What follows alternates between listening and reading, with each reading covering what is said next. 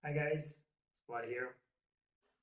Just gonna give at least a couple of minutes, not even a couple of minutes, a few moments for people to start logging in.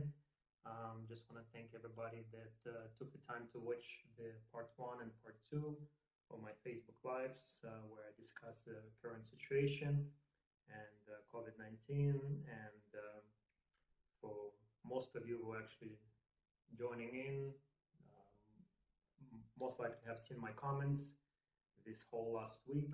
Um, my my take on the current measures and how the government is definitely mishandling the whole situation. And I understand it's for some people might be say like, oh, it's easy for you to say you're not doing it. I get it, but at the same time, I think it's important to discuss what's happening and what's taking place. So to keep the things short for everybody's benefit, um, rather than the last two that I did. I'm just going to have one specific agenda that I want to discuss for today, and then just a couple other points to add. So I'll try to keep it shorter than the last two. So the topic for today, as I already mentioned in my post, that I definitely want to discuss how the current measurements of the government actually are responsible for the outbreaks in a long-term care home, specifically in Ontario. Okay, I really want to zone in on Ontario. Again, I can talk about whole Canada, and I can be here for 3 hours. I have no problem talking for 3 hours. Um, a lot of people definitely like to dismiss who am I to talk about this. I'm not an expert. I'm just a health coach, drinking some shakes and helping people get healthy and fit. And yeah, it's funny that a lot of people, well, not a lot, a few people actually made comments like that in the past where I only really just share those things that I do for a living. And now I'm going to be definitely discussing all the issues that's happening in the current situation. So um, I watched today the premiere briefing, of course. I'm not going to discuss that. I watched a briefing from Dr. Tam, the Chief Medical Officer for whole Canada. And the amount of research that I've done so far just about her and her involvement with World Health Organization and how World Health Organization is mishandling this whole situation from the very beginning is very concerning. The journalists actually asking our prime minister, follow up on the Trump discussion about cutting the funds to World Health Organization, how bad they actually mishandled that. And our prime minister says that we're not going to discuss this right now. We really want to focus on doing what we can to preserve health of people and whatnot, all those things. And to me, it's like, what do you mean you're not going to actually look after the interests of the people at the same time as you're trying to help them? I get it, but it's your responsibility to actually examine the relationship between China and World Health Organization, because the virus was created in China. It didn't come from a bat soup, and the director of the World Health Organization has huge ties to Chinese government, and himself has actually, he's not a physician, and he has a very murky history and background. So already that connection to me is very troublesome. And then to understand that Dr. Tam, our top doctor advisor for the whole country, what the country is going to take it as a measure, she's actually sitting on the board of the World Health Organization, where in the past, to me, it would be like, wow, amazing, we have a Canadian doctor, represented in the World Health Organization. However, with every the debacle of this situation that's taken place around the world, to me, it's like, no, I don't want her to be there. I don't want her to be influenced by the people that actually are responsible for all this mess around the world. So today, Dr. Tam, when she was talking and giving her briefings, the two things that I want to discuss, which are very, very troublesome. When she was asked actually about some protests that actually already are taking place in Canada, and I was very glad to hear that. I know I'm not the only. I know I'm not the only person yelling on Facebook that people need to wake up. This is complete nonsense that's taking place. I definitely understood and was sort of on board in the beginning of this over a month ago, when I saw the same data presented to me as to the governments around the world, and including Canadian government, that we're going to have thousands and thousands of cases, In Ontario specifically, we were projected to have at least 80,000 cases this month only, and up to 3,000 people die in Ontario only. And that model actually happened all around the world. It's almost crazy to think how scripted this scenario is around the world, where the information presented is that we're going to have, in the States, they said they're going to have over 2 million people dying. And then they cut it down to 250,000, and then they cut it down again to like 60,000 maybe. Like, to me, the discrepancy of the numbers is very alarming. So but then they say, oh, we just change our minds, but now believe us what we say. So you're telling me that you gave me the wrong information before, but now I'm supposed to believe you? It's a joke, and it's happening to every country, guys. Like, what do you mean? It's exactly this same script that's happening in the States. It's happening here in Canada and other places. But again, I just want to keep it specifically zoned in on Canada and Ontario, where I am myself. But trust me, guys, it's the same situation that's going on. Like, I'm staying up till 5 in the morning trying to understand exactly what's happening. And at this point, you don't have to prove to me anymore. Like, this is definitely a scenario that's going on. People are suffering unnecessary, and that's why I'm speaking up. I'm not speaking up on my behalf. I'm not speaking up because I cannot go and work out. That's not my reason at all. I'm speaking out because people are dying, and it's because of the policies that the government's implemented, because they were presented false information. And that's very serious. That's very serious when we have supposedly doctors, officials that presenting the false information based on which the policies of the whole countries are made, and lives of millions of people in our country are depending on it. And anyway, so the point that I want to say today at the briefing, and guys, like, I understand we all have lives, and I'm just going to share the recordings of the briefings from Dr. Tam and from Ontario government from today. And you can watch for yourself, and you can see exactly what I saw today only. I haven't even had a chance to watch a full Toronto briefing. Like, again, it's so much information to digest in between trying to do research where try to figure out exactly what's going on. So Dr. Tam was asked today, what does she think about actually some Canadians already voicing protest against the current policies of the lockdown and how unnecessary it actually is. And the first thing, and I'm glad that actually I was watching, not just listening, trying to do whatever else I was doing in the house, she smiled. What do you mean? You're going to smile that some, like, and to me, this is actually the second time when I see a government official smiling when asked a question about people protesting. Like, they're looking at us as a joke. They're not taking us seriously at all. And that's why I'm going to be getting even more loud. I'm going to be organizing. I'm going to be creating a resistance, because this is ridiculous. The government officials think they can do whatever they want based on a false information and actually cause more harm to healthier people that now getting unhealthy. And that's why I'm getting loud. So she smiled, and then she said, well, the data were presented before, this and that, but look at the New York. We definitely got to do everything we can not to have a New York scenario. And as soon as I heard that, to me already, like, if you want to tell me before you were making mistakes or whatever, but you're still using a case of New York, trying to create more fear in Canadians, and that's your justification. And New York has been proven, guys. The numbers out of New York has been proven. They did not treat the people properly. There's a lot of examples where the certificates were falsified, that the actual death was something else. Simple example, guys, you can Google it. CBC, the media, CBS, sorry, the media outlet in the States, they actually admitted it, that they used the footage from Italy hospital to present how bad the situation is in New York. This is just one very simple one you can Google and very easily to see. And like, to me, are you joking? Like, it's been proven that New York's numbers from actual corona, COVID responsible disease is incorrect. And you, as a top official, still today, Monday, April 20th, right? You're gonna use New York as an example to justify the action. And even if the numbers were supposedly close, sir, in terms of actual deaths, and it would be actually as serious as they make us to believe, New York is not Toronto. A very two different places where people live. Again, I mentioned that on my previous life. People in New York are probably one of the most unhealthiest people that I've met. The amount of people that are overweight, they're obese, not just overweight. People are obese over there, over 100 pounds, we need to lose more. The amount of medical conditions that they're facing, diabetes is number one. Guys, do you know that if you have a diabetes, you're at a high risk to develop serious situation from this virus? And guess what?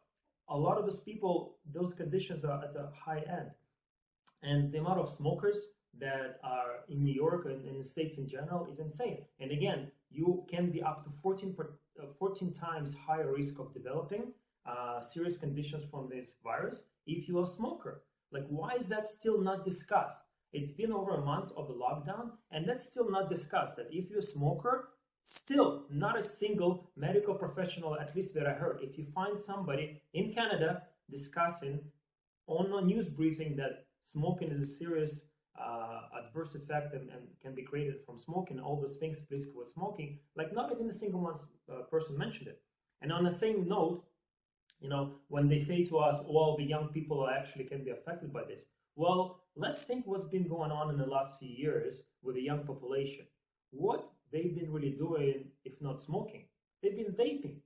And initially, again, it was presented, vapes are fine. They're not dangerous at all. You know, everybody can vape. It's a great alternative to smoking. Everyone should just, you know, switch to that. And just before all this mess started, there were research started coming out that it's like 100 times worse than smoking or whatever it is. Don't quote me on that, but you can see it for yourself.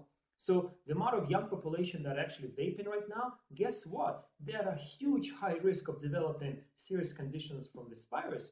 Not even a single time that's mentioned again. So the two things that I want to discuss about Dr. Tam quickly is that we are taking directives from the top medical officer in Canada that still has a huge ties to World Health Organization, which is heavily influenced by China, which is country is responsible for all this mess to begin with. And she's using the wrong data to create this original forecast that's, you know, pretty much all the politicians got scared from, and that's why they implemented the policy. And still to this day, she's using New York. Today, she used New York at the briefing as the justification, which is totally unacceptable. New York cases are not as bad. Like this actual paper, I'll post actual paper to show how many people, you know, actually died from the virus. Like, you can have a virus, but do not die from it. Like, please guys, understand there's a huge difference between having a virus in your system and that virus actually causing death. Huge difference. Can we please discuss what actual deaths are happening as a cause of the virus rather than from all underlying conditions? And guess what? If you don't have all those underlying conditions, then you have a virus, it's not a big deal. As I've been saying this for a while now. So Dr. Tam is the first thing I want to discuss. And then now let's go into the Ontario. And I'm going to share, again, the link to today's briefing from the Ontario government. And I mentioned this before. I actually have a respect for Doug Ford. Again, people that have been following me for a bit, I never supported him. I was always vocal against his cuts to the healthcare and public education. And I didn't like him as a politician per se. And at the same time, I can definitely understand his position right now. Like, I can see the guy is doing absolute his best to manage the situation. Again, for him to be responsible for 14.5 million people is a huge pressure and stress. I completely understand. And today at the briefing, he gained even more of my respect, because when the journalist asked him, you know, Premier, are you taking responsibility for the outbreaks in the care homes? And his answer was, yes, I take responsibility for everything. That's, to me, like, wow, like, I respect you for saying that. And he actually said, and that's why, guys, I want you to understand how, and I knew this from the beginning, you know, not from the very beginning, but to me, it just started making sense even more as the time going on. He said that we only could do so much with the resources that we had available. Again, I encourage you to watch the briefing. I'm going to paraphrase some of the things, right? So he said we could only do so much with resources we had available. And we were advised by our medical officials that we should put all the resources in intensive care and hospitals because we are expecting a huge surge in hospital visits. This was his words. And now when we see there's no surge over there, we actually finally can able to put those resources into the long-term care homes where there's actually outbreaks are happening. Guys, like if the model was done correctly from the beginning, and I'm going to talk about the model in a second. I watched the part today. Again, the third link, I'm going to share 3 links. I'm going to share a link from the Dr. Tam's briefing today. I'm going to share a link to the Ontario government briefing today, and I'm going to share a link from the briefing of the people that created the model before and the new one that they were discussing today. So Doc Ford saying specifically that the government of Ontario, with the limited resources that they had, put all the resources into the hospitals and creating as much ICU beds, etc., as possible because they were told by the medical professionals that we're going to have a huge surge and need for those beds. We don't want to run out of beds. We don't want to be another Italy. We don't want to be another New York. We heard that, guys. We heard that all 4 weeks ago. You know, Toronto is not going to be like Italy. Toronto is not going to be in New York. Well, guess what? It's not. It's not. So that's like one of the main examples that I don't have to tell you guys. I have a Premier of Ontario taking responsibility, and I give him 100% respect for taking responsibility and actually explaining. And that's why, you know, Canada is definitely not bad of a country in terms of having transparency comparing to other countries. I get it.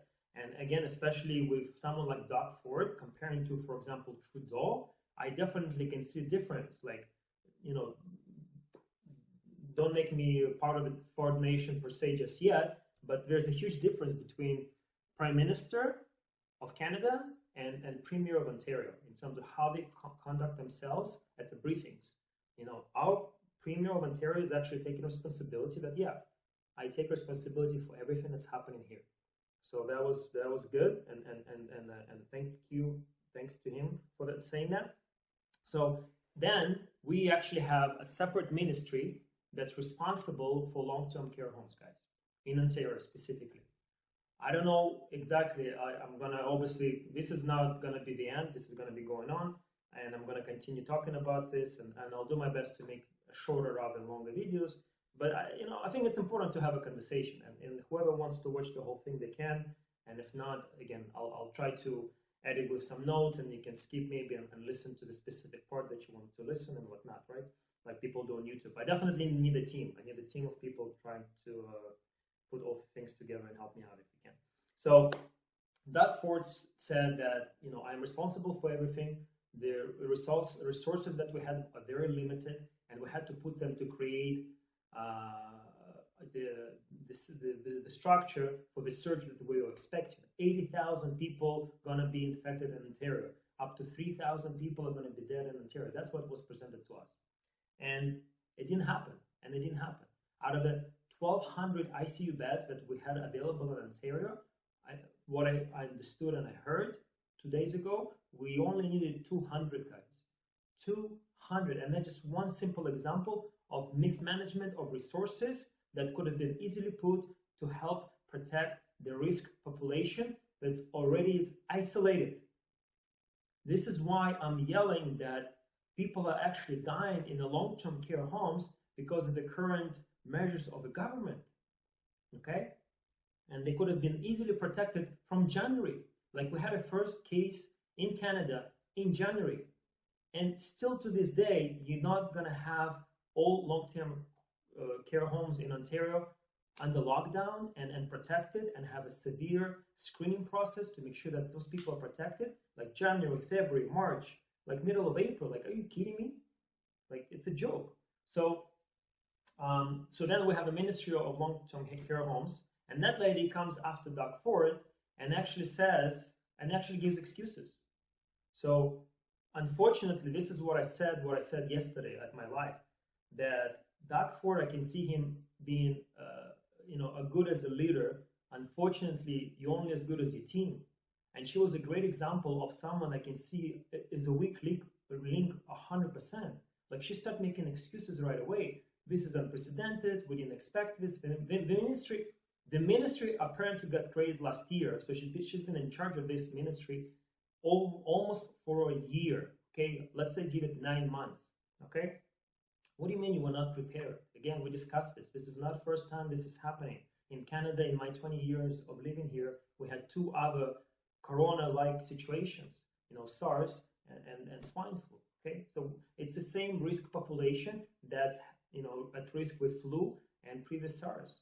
So I'm actually, again, need help. If somebody wants to help me out and see how the long-term care homes in Ontario were managed during SARS and during H1N1 flu, that would be help to me. Okay, if you can find some information and send it to me privately, I really would appreciate that, because obviously, again, this is going to be an ongoing conversation, right?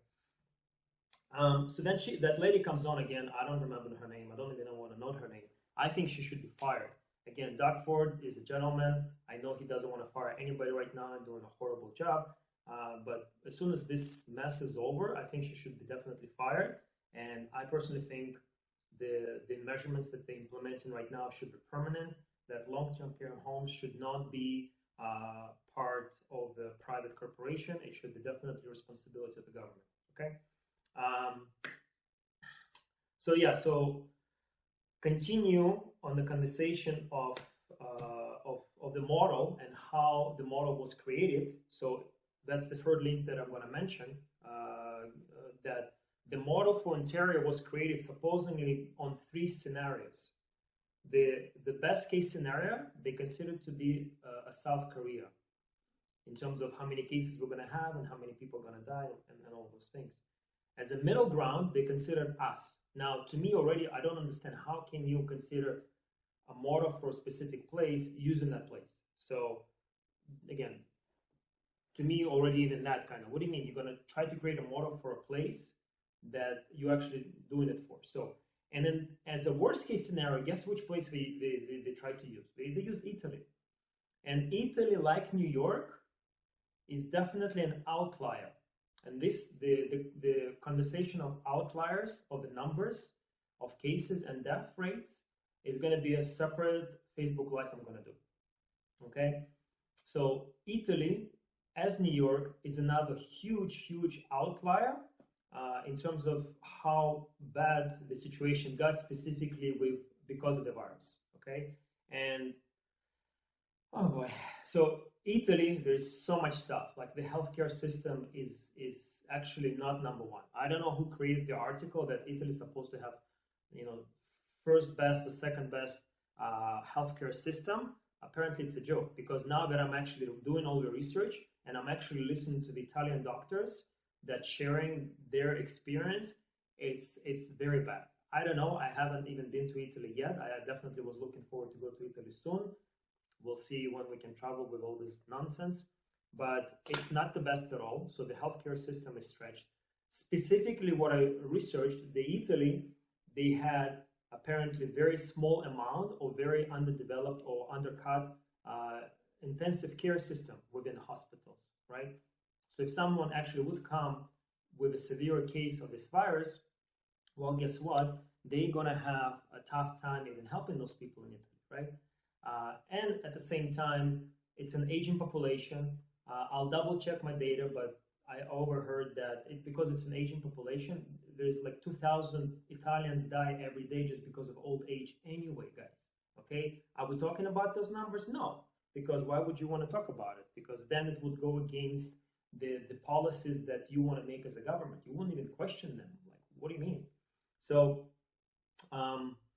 so the model for Ontario was created based on the worst case as Italy, which is unacceptable. Like, why couldn't they use somebody else? But I understand they want to use the worst case, fine.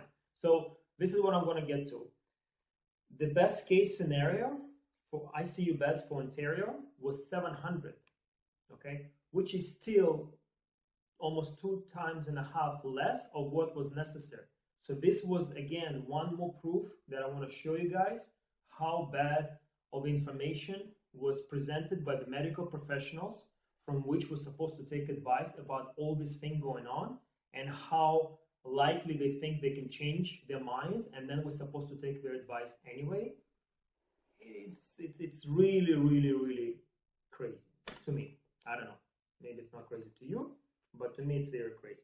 So to summarize, and definitely doing my best to keep this shorter rather than longer, the resources specifically in Ontario are limited, especially because the province under current government, and I think even before, did a lot of undercutting in terms of funding and expenses into the healthcare, specifically long-term care homes.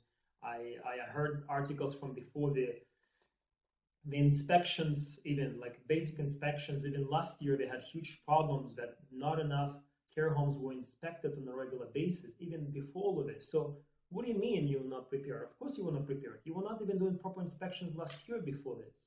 So it's a total mess that government is creating. So they had limited resources. The system already was underfunded and not properly regulated and not properly examined on a regular basis. And then the same government was presented the model that did not discuss taking care of risk population. It only focused on creating as much hospital capacity as possible because we were expected to get a huge surge. And it's exactly the same model that's been used in the States and it's been used in England, guys. Like I can talk about 3 examples: United Kingdom, America, United States, and Canada. And it's exactly the same system where they presenting inflated, huge inflated. I'm not even talking about double the numbers. It's 6, 7, 8 times inflated numbers. And then they just scale it down 2 weeks later, 3 weeks later. And then they even dare, like don't even dare to say that the amount of small cases that we have in Canada is because of your policy. Your policy was flawed to begin. And now you're going to take credit for having small numbers and actually justify the unnecessary actions that you took, and you're making people unhealthy, sitting at home. Guys, like I look for the comments. People are desperate out there. People are getting depressed. They should be outside. They should be enjoying the weather. They should be boosting the immune system, not getting stressed out and suppressed and sitting at home and being threatened all the time. And today, again, totally responsible. Like I'm really gonna push. Like I shared the video in the comments a couple of places that I'm definitely gonna push, create resistance and push to fire Dr. Tam. Like it's unacceptable. Try to create more fear in Canadian public using, again, New York City today as an example of how bad things are gonna get in Canada. It's totally irresponsible, okay? All right, I think I'm gonna wrap it up. I have a few topics to discuss on a follow-up Facebook Lives. If you have other suggestions, feel free. All the comments, always encouraged. At this point, you know what? I did my best, tried to influence the people that disagree with me, and it's fine still. Even if something you disagree about this specific video, definitely leave me a comment. However, if it's repetitive, same thing that you don't like the resources that I'm sharing, you know what? Don't worry about it. Believe what you want to believe. I'm glad to see I'm not the only one. Thank you for supportive messages that I already received. Thank you for the future supportive messages that you guys are going to send. I completely understand a lot of people feel uncomfortable even commenting and liking my posts in public because right away I know people are going to jump on them and try to put them down and try to shame them with shame them with death and like why you want to cause more death? Why are you like, why don't you go and work in a hospital? Why don't you go get a virus yourself? Like all those things, like why you try to put people down? Like I'm sharing what I'm sharing because I can see a direct correlation. People are dying in Ontario because of the measurements of the government. If you don't see that, I'm sorry you don't. But there are people that do, and there's a lot of us. And we're going to come together, and we're going to definitely present the protest to the government in Ontario, in Toronto, in Ontario, and in Canada. And people need to come together and put an end to this police state.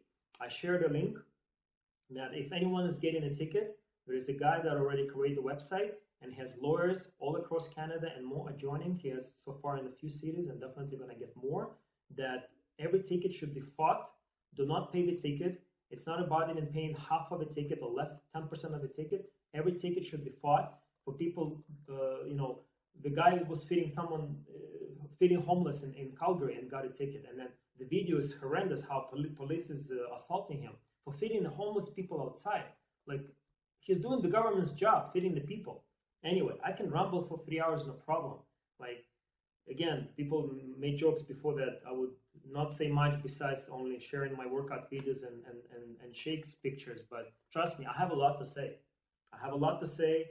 I'm fortunate and grateful for all the education that I received all around the world and on my own. And that's it. I'm going to make a post with 3 or 4 topics that I will have already lined up that I'm going to discuss. You guys can choose which one I'm going to discuss next. I think I said definitely the time. 5:55 will be the time that I'm going to be doing this. I won't be able to do this every single day. I do have my son as well, so I'm not going to be able to do it when I have him. However, when I don't, trust me, I don't have anything else to do. And that's the last point I'm going to make. I think whoever was trying to create this whole situation didn't really think this through, because a lot of us, they have nothing else to do because we can't go to the gym and do our regular life. Guess what? We're going to do this. We're going to do the research.